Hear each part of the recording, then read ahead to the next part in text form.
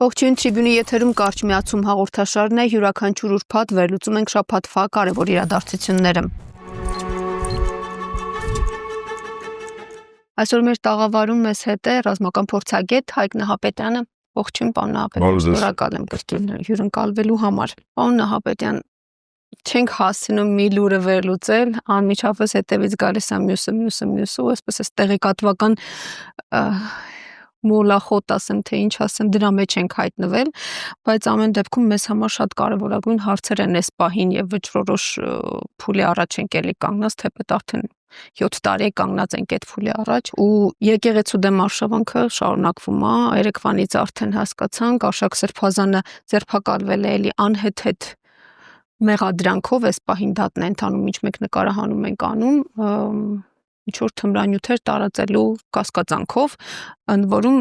քիչ առաջ դուք էլ ընթերցեցիք, որ ոչ մի վկա չկա, այսինքն ոչինչ չկա իրականում։ Մարդը կա, գործը կկարենք, այդ սկզբունքով են առաջնորդվում կարծես։ Հիմա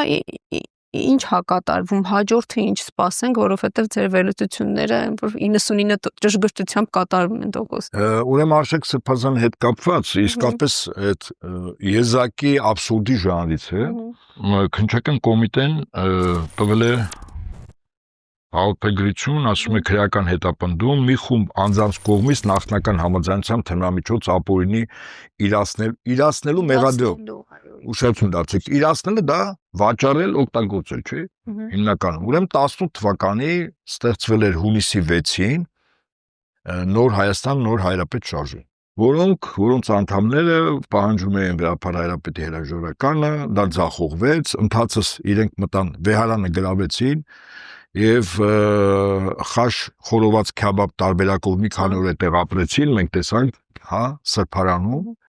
եւ պարզում է ինչ որ մեկի պայուսակից թմրամիջոց են հայտնաբերել։ Իսկ ով է ասում, որ այդ անձը ինքը թմրամորդ չի։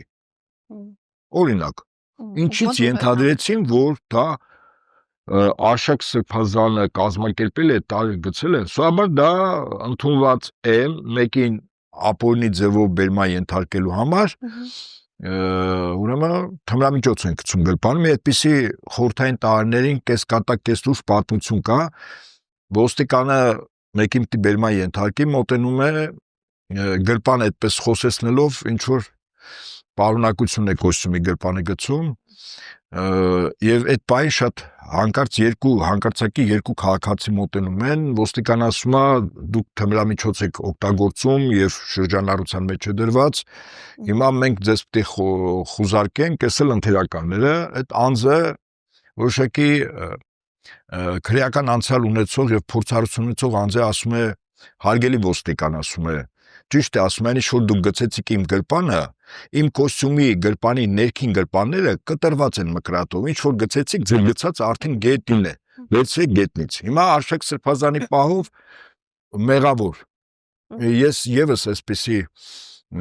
մի պատմություն հիշեմ, ասում են մի շատ բարձրահարկ շենքի մոտ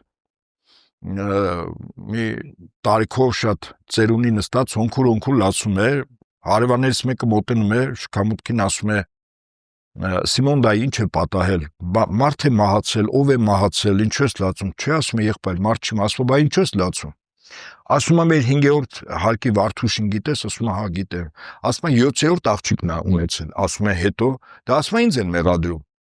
հիմա սրանք անելիք չունեն, ճիշտ է, ասենք իմ խոսքը փորձում եմ ես ներքին նաև նրբզայրույթ կա, եւ ինձ համար տեսանելի է, թե ինչու կոնկրետ Արշակ Սրբազանը։ Եվ դա ինձ շատ ավելի վաղուց էր։ Հաջորդը հողանախապատրաստվել Վերապար Հայրապետի, ընդ որում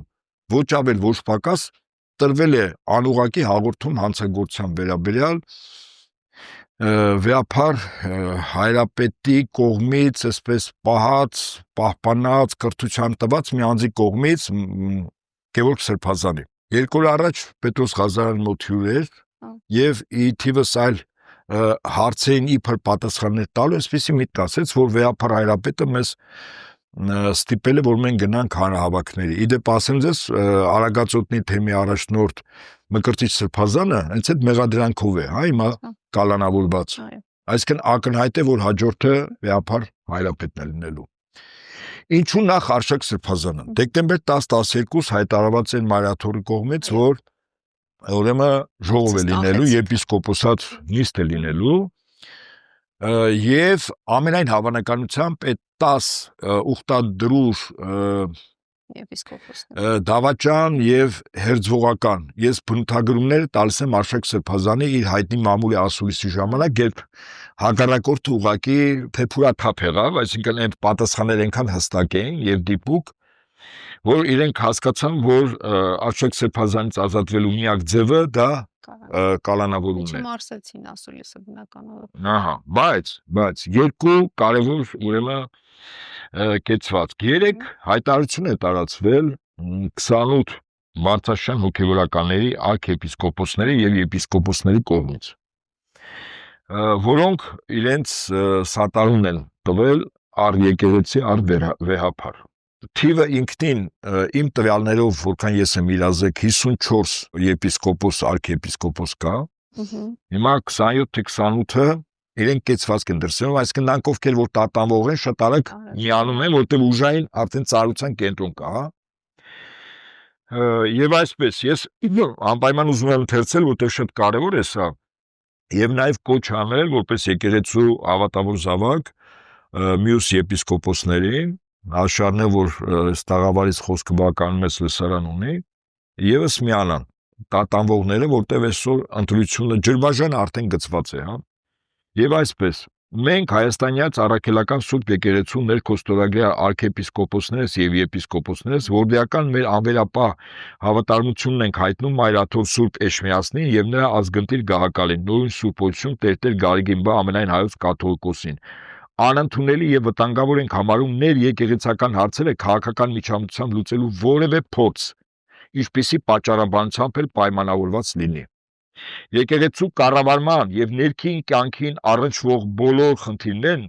անխտիր կարգավորելի են եղբայրական սիրով, առաքելագործ եպիսկոպոսներին վայել բարձր գիտակցությամբ, եկեղեցական ժողովական իրավասու մարմինների միջոցով, համաձայն մեր Սուրբ եկեղեցու գործուն կանոնական ընթացակարգերի։ Անհանդուրժելի եւ դատապարտելի ենք նկատում պատարագի սրբազան արարողության ընթացքում ամենայն հայոց հայրապետի անվան հիշատակման կամայական զեղչումը, որպես ծիսականոնական կոպտագույն խախտում, որը եկեղեցաբանության տեսանկյունից պառակտման տարեր է պարունակում։ Վստահ ենք, որ մեր Սուրբ եկեղեցու միասնականությունն ու խաղաղությունը վեր են անձնական, խմբային կամ այլ շահերից եւ ամրապնդվելու են սիրո, հաղորդության, ճշմարտության եւ արդարության ճանապարհով, առաքելական հորդորով հաստատելի, թե խնդրում ենք ձեզ, եղբայրներ, հեռու մնացեք նրանցից, ովքեր պառակտում եւ գայթակղություն են առաջ բերում, հակառակ այն վարդապետությանը, որ դուք սովորեցիք, հեռու մնացեք նրանցից։ Սա Հռոմեացիների ԺԶ 17-ն է։ Համոզված ենք, շարունակում եմ, որ մեր եպիսկոպոսած համախումբ ջանքերով արդյունավետ լուծումներ կգտնենք իշահ մեր Սուրբ եկեղեցու։ Ես ուզում եմ անպայման մեր հոգևորականների անունները ընթերցել, որ նրանք ովքեր որ նախ մեր ժողովուրդը իմանա, եթե իրազեկ չեն, ովքեր որ դեռևս մտածում են, մտածելու վաղուց ժամանակ անցել է։ Խաժակ արքեպիսկոպոս Պարսամյան, Նաթան արքեպիսկոպոս Հովանեսյան, Հակոբ արքեպիսկոպոս Գլնջյան, Եզրաս արքեպիսկոպոս Ներսիսյան, Վիգեն արքեպիսկոպոս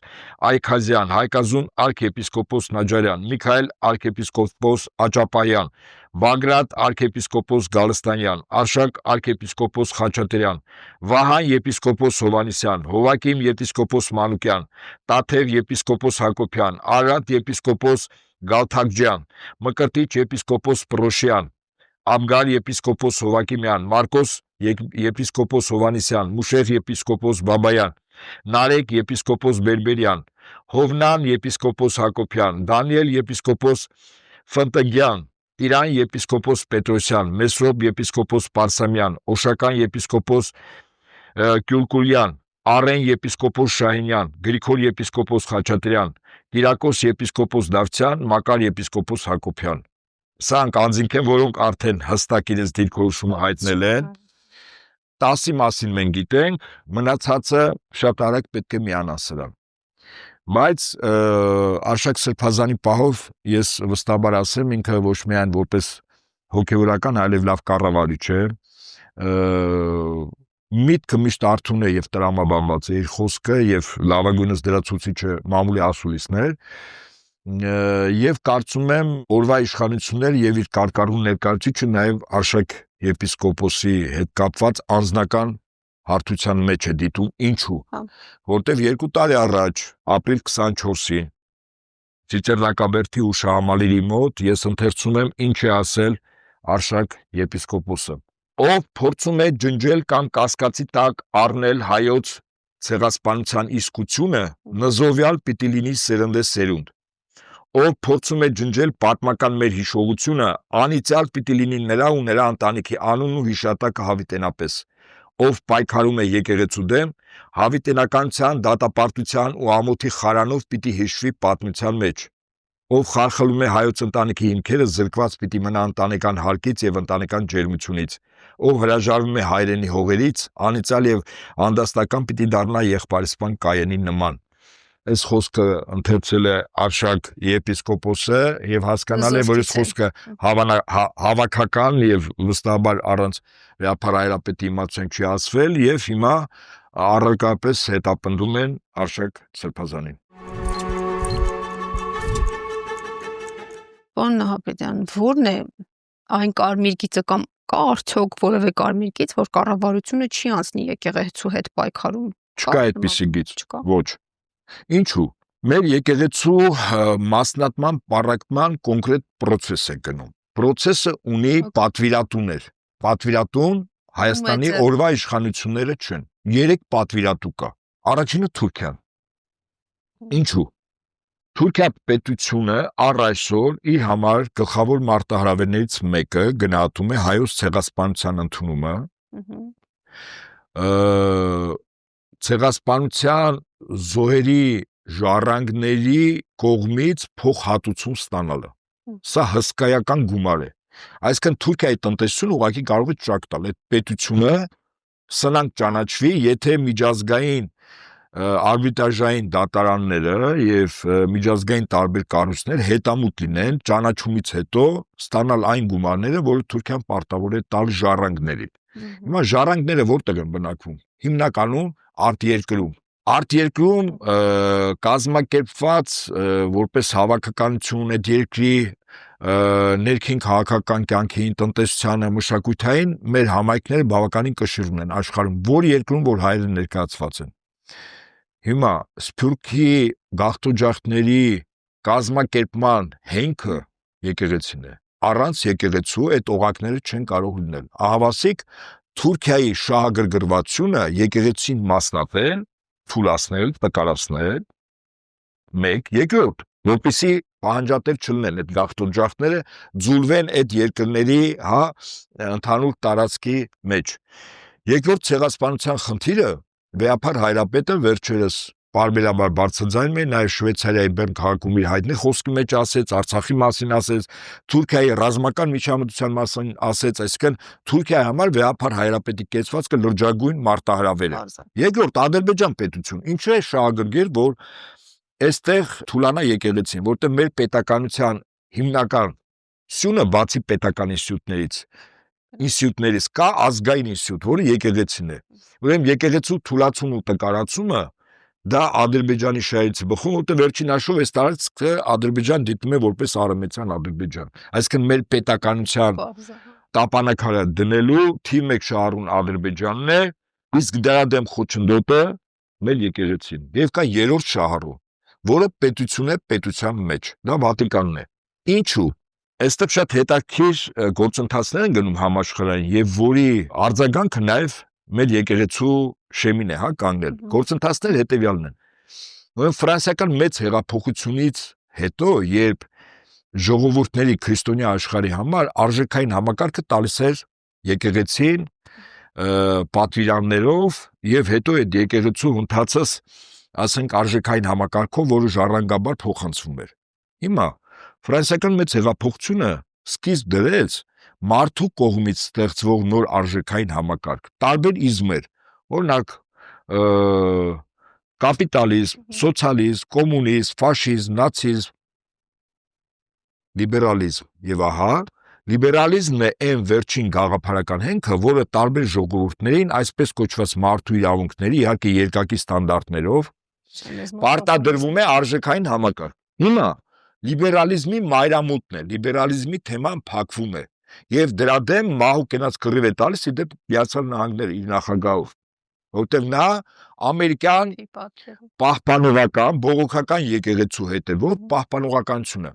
եւ եթե լիբերալիզմը մահանում է հիմա նայենք բատեղը ինչ արժեքային համակարգ է գալիս եւ ինչպես ասում են ի շրջանս յուր կրկին քրիստոնեություն կրկին այդ արժեքային համակարգը եւ եկեղեցի որտեղ վերջին հաշվով տարածողը պահապանը մշակը եկեղեցին է քրիստոնեության հիմա այո եւ հիմա շատ հետաքրքիր վերջերս իրադարձություն է եղավ Բրիտանիայի անգլիկան եկեղեցին 500 տարի առաջ անջատվեց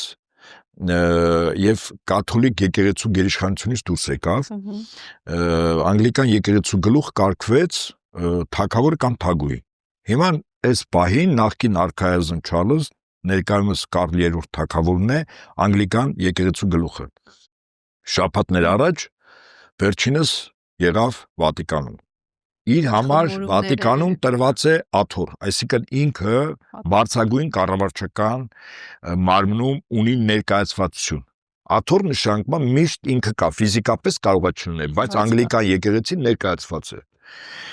Հաջորդ փաստը ասեմ, երբ Ֆրանցիսկոս Պապը մահացավ, ընտրություններ էր Հռոմի Պապի, մի այսպիսի առերևույթ տարօրինակ դեպք տեղի ունեցավ, դեռևս չէր ընտրվել, բայց Միացյալ Նահանգների նախագահը Հռոմի Պապի նկարի փոխարեն թեով ընտրվել իր նկարը դրեց։ Բոլորը այդպես կես ժպիտով ասցին, ծերուկն անտանելի է դարձել, բայց ծերուկը ասեց, որ Վատիկանի ներկայացուցիչը լինելու է իմ ներկայացուցիչը եւ իհարկե ԱՄՆ-ի կաթոլիկ եկեղեցու ներկայացուցիչն է հիմա Վատիկանի։ Եվ եթե դրանել գումարենք ԱՄՆ-ի մի քանի բողոքական ուղղությունների Վատիկանի ջերմ հարաբերությունները, դրանել գումարենք անգլիկան եկեղեցու, դուրս է գալիս այսպես մի դաշինք, որտեղ այդ եկեղեցիների գլուխը իդեպ անձ է,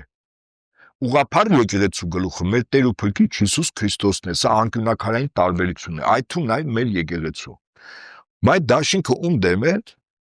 այդպես կազմավորվել ակնհայտ է ուղղափառ աշխարհի։ Մեր եկեղեցին այո որոշակի դավանաբանական տարբերություն ունի, բայց ինքը համարվում է ուղղափառ աշխարհի ընտանիքի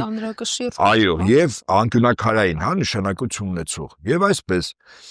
հիմա հարվածը հիբուն նպատակը ռուս ուղղափառ եկեղեցին է, բայց կան եկեղեցիներ, որոնց ավելի դյուրին է հարվածել, քան մինչև գործը հասնի ռուս ուղղափառ։ Հիշում եք Ուկրաինայում եկեղեցին ռուս ուղղափառ մասնատեցին, չէ՞։ Եվ մի մասնատվածը եկեղեցու մի կտորը կառավարումը տվեցին Կոստանդնապոլսի պատրիարքին, իդեպ որը կոչումով նախկինում կապիտան է եղել, թուրքական բանակի արտաքին հետախուզության սպա եւ ակնհայտ է, չէ՞, ինչ շահեր է հետապնդում։ Ուկրաինան այդպես մասնատվեց։ Հիմա Հայաստանն է։ Ես առավել քան վստահ եմ, Մոլդավիայում է սկսել գործընթաց, Վրաստանում է սկսել գործընթաց, ընդ որում Վրաստանում ընդդիմության շարքերում հիմա կան քանաներ, որոնք կոչ են անում իրենց հոգևոր եղբայրներին, որպեսզի Վրաստանի ուղղափառ եկեղեցին տնօրինվի Կոստանդնապոլսի պատրիարքի կողմից։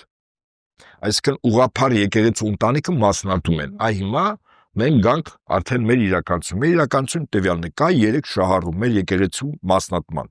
Բայց մասնատման, այո, եւ Վատիկանը։ Բայց մասնատման իմաստը, այսինքն ինչ պիտի արվի։ Ստեղծվելու է նոր եկեղեցի, նոր, այո, ասենք, որի անունը լինելու է Հայաստանի, ասենք, առաքելական եկեղեցի, Հայաստանի։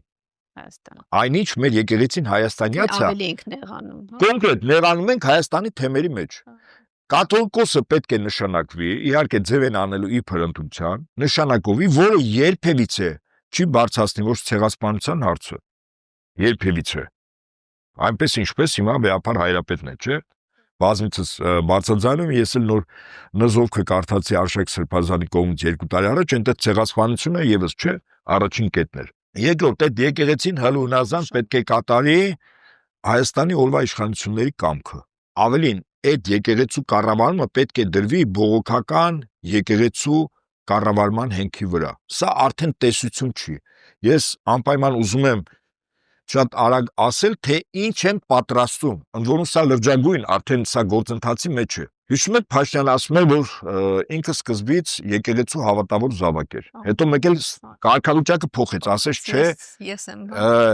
հետևորդ եմ։ Ինչու՞։ Որտեվ օրինակ մեկը ես, ասի եթե դու հավատավոր զավակ ես, եկեղեցու 7 խորհուրդներից 5 աշխարհականները պիտի կատարեն։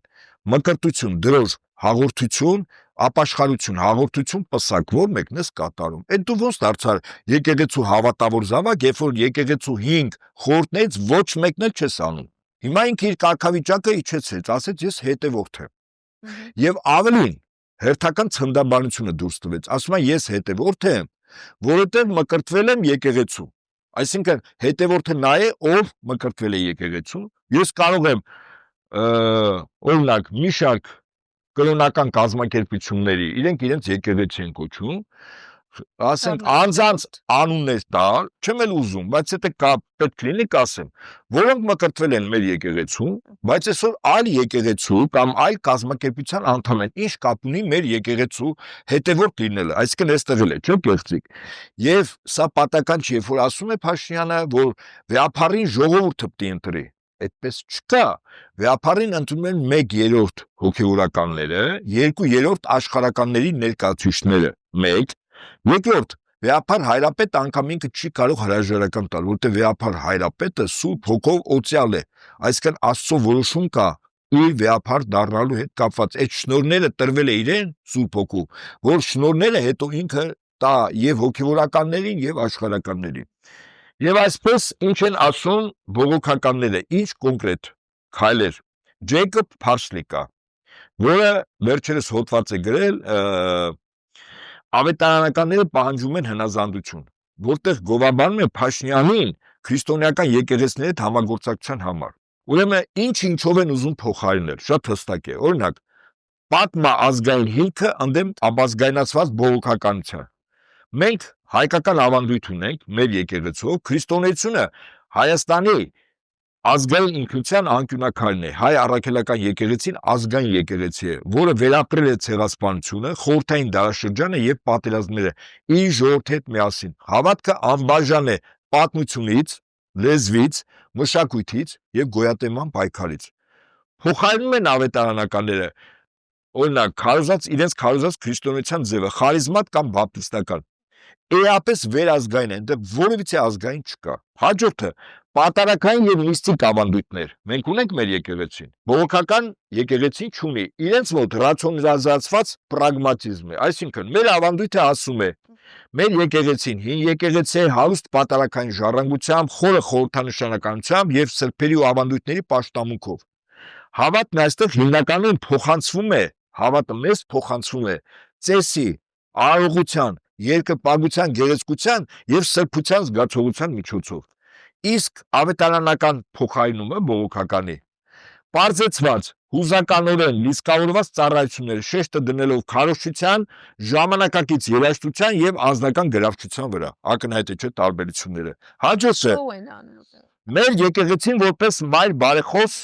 իր դեմ կորպորատիվ կառույց է աշխատում։ Հայկական ավանդույթով եկեղեցին ունի մայր եկեղեցու կարգավիճակ ամբողջ հայ ժողովրդի, այդ թվում Սփյուռքի համար, եւ դրա դերը տարածում է կրոնական գործառույթներից այն կողմ։ Ինչ է անում ավետարանական փոխարինումը, կառուցում է, ուշադրություն դարձրեք, հաջողակ ծառայության կամ ծառայության մոդելով խարիզմատիկ առաջնորդի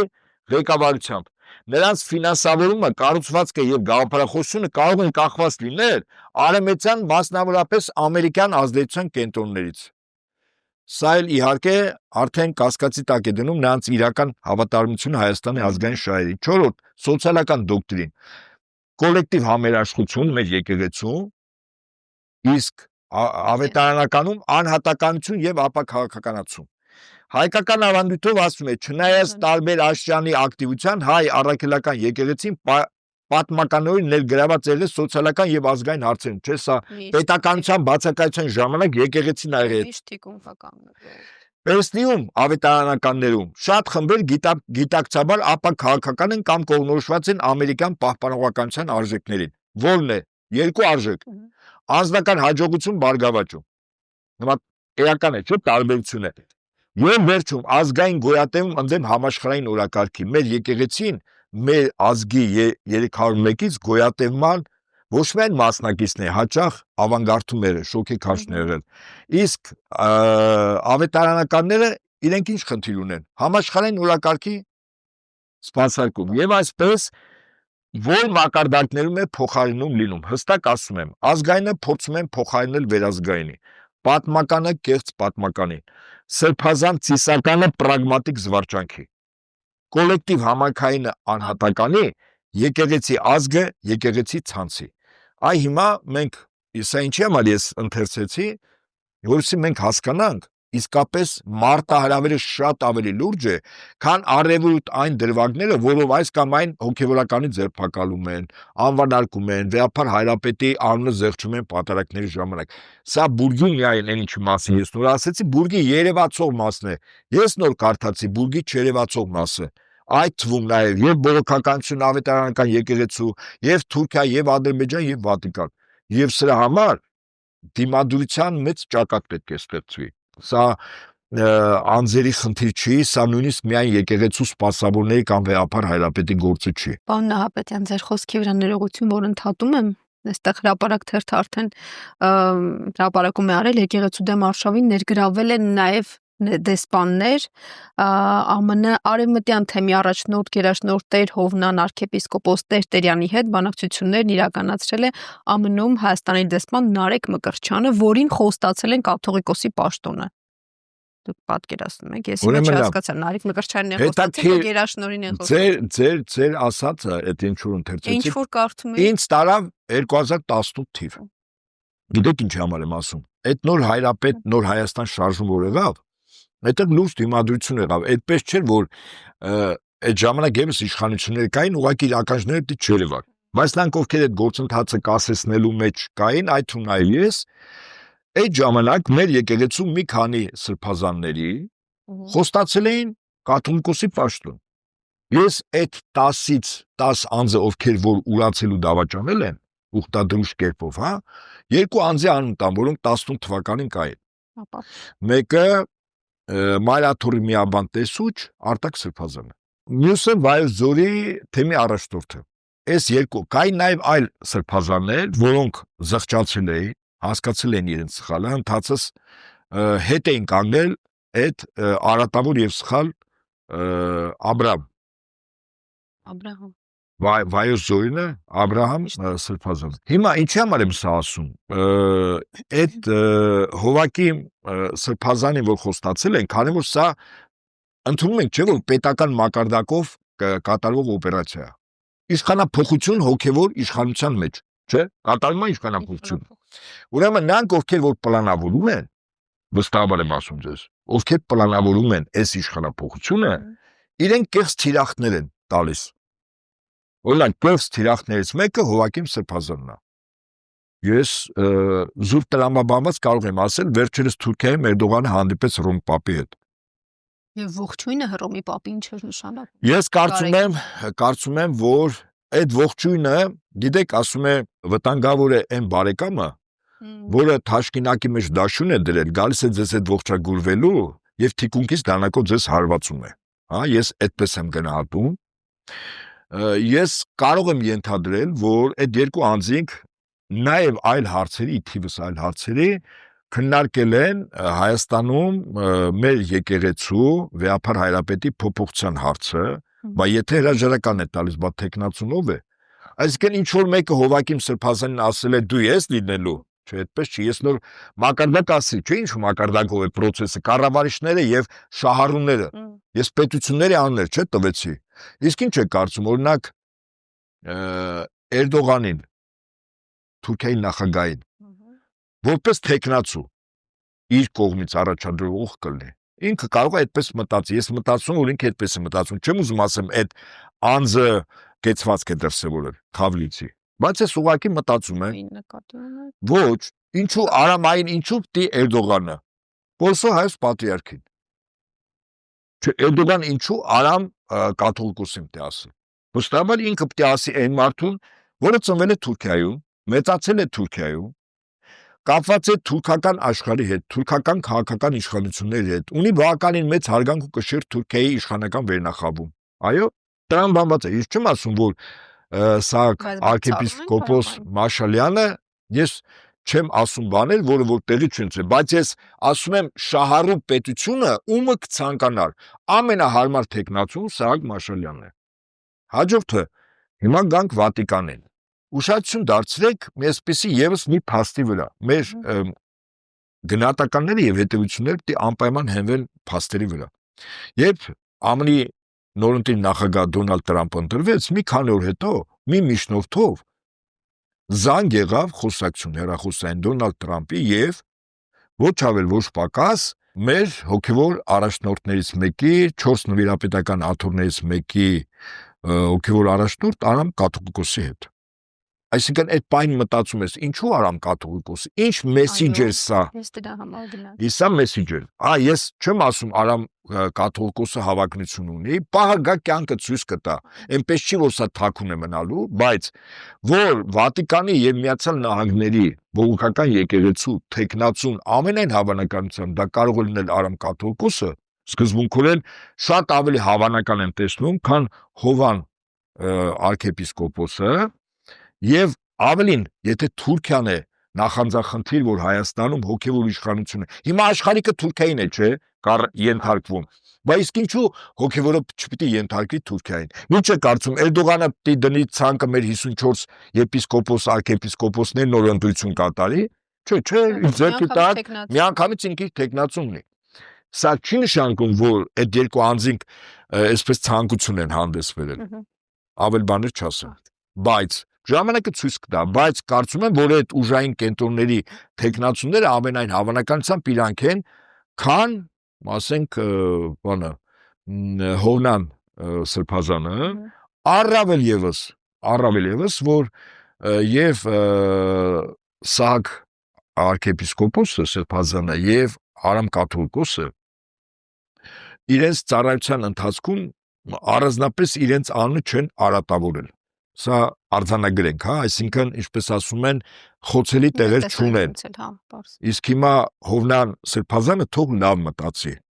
Տեխնացիոն առաջադրելուց առաջ ինչքան խոցելի տեղեր ունի։ Ինչ դոսիեներ ունեն, հա։ Եվ այդ խոցելի տեղերի մասին կարծում եմ նաև գիտեն շատերը։ Ոչ թե քչերը, այլ շատերը։ Այնպես որ այդ շեղող օպերացիան, հա, ինքը հավակնություններ իդեպ հանդես է բերել։ Հովնան Սրբազան հավակնություններ հանդես է բերել, բայց այդ չի նշանակում, որ եթե ինքը հանդես է բերել, ես 18-ը պատական նոր օրինակ չբերեցի, չէ՞։ Դե տեսնենք, ինչպես ասում են, իրենք ձուկը ջրում բազար են անում։ Հիմա ասեմ ինչի, Վեհափար Հայրապետը հրաժարական տալու իրավունք չունի։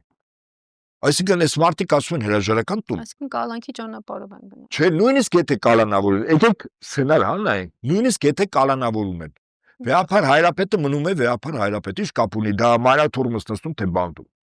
Որովհետեւ կապ չունի, 1/2 Վեհափար Հայրապետին ընտրել են 1/3 հոգևորականներ, 2/3 աշխարհականներ ներկայացուցիչ։ Ես ընտրության կարգն եմ ասում։ Եվ 3-րդ, եւ ամենակարևորը Վեհափար Հայրապետը, օցիալ է Վեհափար Հայրապետը Աստծո սուրբ հոգու շնորհները ստացած եւ այդ որոշումով է ամենայն հայոց կաթողիկոս կոչվում։ Եվ Աստծո որոշումը մարդը չի կարող բեկանել։ Որոշ մարդիկ մի ժամանակ կային, ասենք հрьяաների պատմությունից հին կտակարանից, որոնք Աստծո որոշումներ էին բեկանում։ Հետո իրենց գլխի գալիքը, ինչպես ասում են, տեսան։ Ես մեկ օրինակ բերեմ, շատ կարևոր է։ Հрьяաների մի թագավոր որոշում է, որ ինքը կարող է իրեն քահանա կարգել տաճարում եւ այլոց կարգել նաեւ քահանաներ։ Աստծո որոշումով քահանաց դասը Ռևի սերունդն է, միայն Հերոբովամ անով թագավորը, որը ամենամեծ փոխությունն է անում։ Հետո իրեն փոխարինում է Բաասամ անով մի թագավոր, որը գիտեք ինչ է անում։ Աստծո զայրն ու վրեժը այնքան մեծ է լինում, որ ոչնչացնում է մանուկից մինչև ծեր բոլոր այն քահանաների կարգված, որի իրավունքը չունեն, այդ թվում նաև Հերոբովամ թագավորի ամբողջ ցեղը կոտորում են բոլորին անխտիր։ Եվ եթե ոմանց թվում է, որ Աստծո տունտունիկ են խաղում, կամ Աստված կողքի սենյակում նստած մի հատ զառամյալ տեսողություն, լսողություն, հիշողություն, բանականություն կորցած ծերունի է, որին կարող են խաբել, որը ոչինչ չհասկանա, առնվազն սխալվում են, թող գնան հին ուխտը կարդան, հին ուխտը, որը նորից տվերն է, իսկ հին ուխտում ամեն օրինակ տրվում է, թե ինչպես անհատը, ինչպես թագավորը, ինչպես զորականը, այնպես էլ ազգը, երբ Աստծո խոսքից դուրս է ապրում, ինչ արհավիրքներ է գալիս անձի կամ ազգի գլխին։ Հին ուխտը ամբողջովին դրա մասին է։ Մեզ նոր ուխտի առաջին ժողովրդի զավակներին եւ նրա ժառանգներին, մեզ համար սա ինչի համար է, որ չի կարելի անել բաներ, որտեվ եթե անում ես, կլինի այնպես ինչպես նկարագրված է հին ուխտում։ Նրանք ովքեր որ այս քայլերին են գնում, իրենք չեն էլ գիտակցում, վստահաբար եմ ասում, կարող է մեկը երկուսը գիտակցում է, իմանալով սատանայի ջրաղացին ջուր է լցնում, բայց շատերը չեն գիտակցում, այդ թվում նաև հոգևորականները, այդ թվում այդ 10 անձինք, այդ թվում այդ 10-ից այն անձինք, ովքեր հանրային դաշտում հրապարակավ ելույթներ են ունենում տարբեր տաղավարներից եւ ակնհայտ կեղծիքներ են ասում։ Ես լսում եմ մարդկանց, ինքս շատ վատ եմ զգում, որտեղ իրենք այսօր հոգևորական են բարձրացան, սուտ խոսելը մեծագույն մեղքերից մեկն է, սատանան ստության հայրն է, հիմա իրենք արդեն Գավանաբանորեն սատանայի ջրաղացին ջուր են լցնում, ակնհայտ կեղծիքներ են, վերջերս լսեցի։ Մեկ հոգևորականի, երկրորդ հոգևորականի։ Եղբայր, լավ, դուք ասում եք բաներ, որ շատերը գիտեն, դուք ո՞նց եք այդ կեղծիքները տարածում։ Օրինակ մի օրինակ բերեմ։ Ասում են, որ որտեղ Փաշյան Նիկոլը գնում է պատարակի, այդ Հովանավանքում այդ դևերի խնջույք է, որտեղ կարդալուց քահանա է լինել, նա իրավունք չուներ անել։ Մյուս տեղերը որ գնում է, ասվա 10,000-ներով են գալիս, իսկ բան մայր աթոռում, Էջմիածնում, այլ տեղեր համարյա մարդ չի գալիս էլ ինձ, մի 100 հոգի։ Ակնհայտ կեղծիք է, չէ։ Ես բարբերաբար գնում եմ մայր աթոռ Էջմիածին, այնտեղ արարողությունների, նաև պատարակների, իրականությունից հեռու, այնտեղ ընդ որում վարչական ռեսուրս չեն բերում, ոստիկաններին համազգեստը փոխած չեն բերում, ԱԱՑ-ի աշխատակիցներին պետական պահպանության ծառայության չեն բերում։ Եվ այդ բխականակը, որ նայում եք, ասենք 1000 չկա, թվերով հաշվել են, մի քանի 100 են։ Այսինքն հարգելի հոգևորական, լավ դու այդ բանը որ ասում ես, բայց չես համաչում, որ սուտ ես ասում, որ կեղծիք ես տարածում։ Այդքանը։ Արդեն դատարանը բավարարեց քննիչի միջնորդությունը ու կանխատեսել Արշակ Սրբազանի դեմ Մասիս Մելքոնյանը ելով պետք է լիներ, նկատմամբ կիրառվեց երկամսյա կալանք։ Հասկանալի է։ Փաստաբանն է գրել ու այս ֆոնին իմիջայլոց Գարեգին բն Շվեյցարիայում է այս պահին էլի, հիմա հասկանանք այնտեղ ինչ գործողություններ է անում, բայց այդ գործողությունների ֆոնին ուզում եմ այս ամփոփիչ հարցը տալ, մենք չենք տեսնում որևէ բան իրականում, եկեղեցին պատրաստվում է ակտիվ հակազդեցության, թե միայն հայտարարություններով է սահմանափակվելու։ Եկեղեցին ասում է ինքը, այսինքն ասում ներկայացումն է, իր մարմինն է։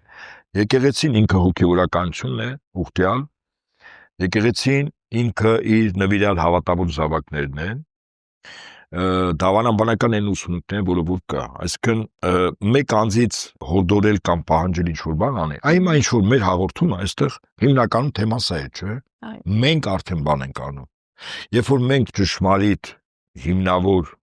խոսք ենք ասում, արդեն գործ է, որտեղ շատերը լսում են, վերլուծում են, գնահատում, եթե անկեղծ ու անաչառ են, իրանց խղճի իրանց Աստծո առաջ, ասում են հա իսկապես իրականությունը սա է։ Ամեն մեկս մեր տեղում գործ անենք։ Օրինակ ինձ ասում են, պարոն Ապետյան, շարքային քաղաքացի, որը եկեղեցու զավակ է, ասում է, ես ինչ անեմ։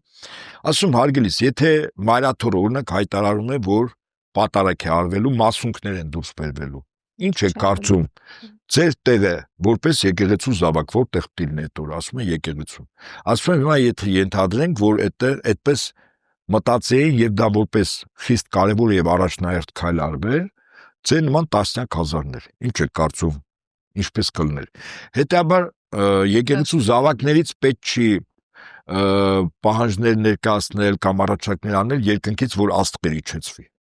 Ամեն մեկը իր տեղում իր գործը անի։ Եթե դու որպես զինվոր պիտի գնաս քո ընտանիքով պատարակին մասնակցես, դու պարտավոր ես գնալ մասնակցել։ Լրատվամիջոցները ես իմ գոհունակությունն եմ հայտնում մեր լրատվամիջոցների բոլոր անխտիր, ես չեմ ուզում առանձնացնեմ շատ քիչ հրապարակումները,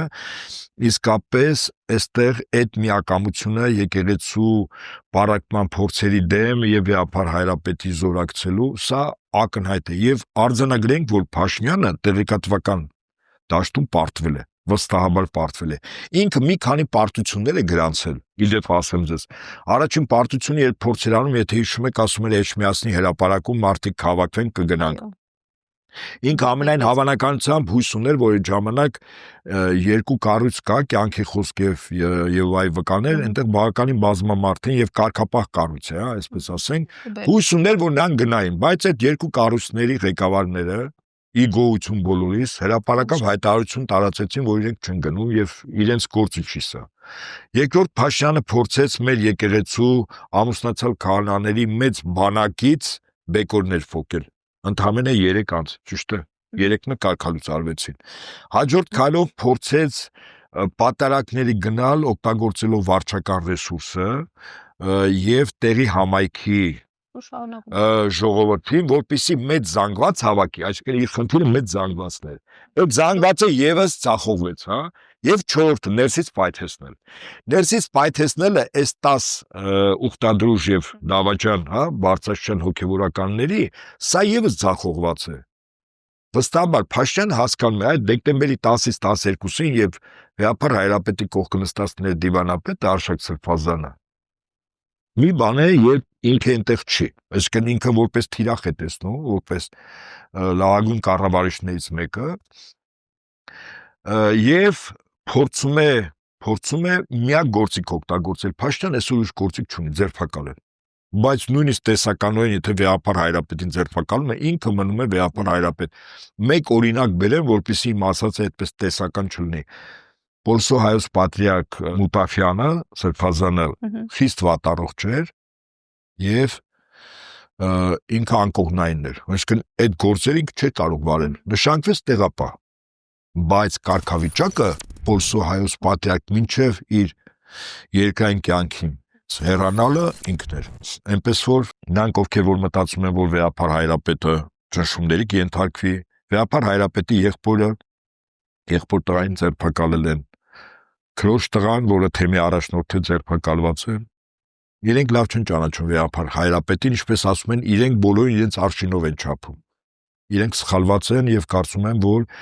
սա եւս խավարանա, որով մենք անցնում ենք եւ հաղթանակած ու աստծո դուրս են գալու։ Շնորհակալ եմ շատ։ Ես էլ եմ շնորհակալ։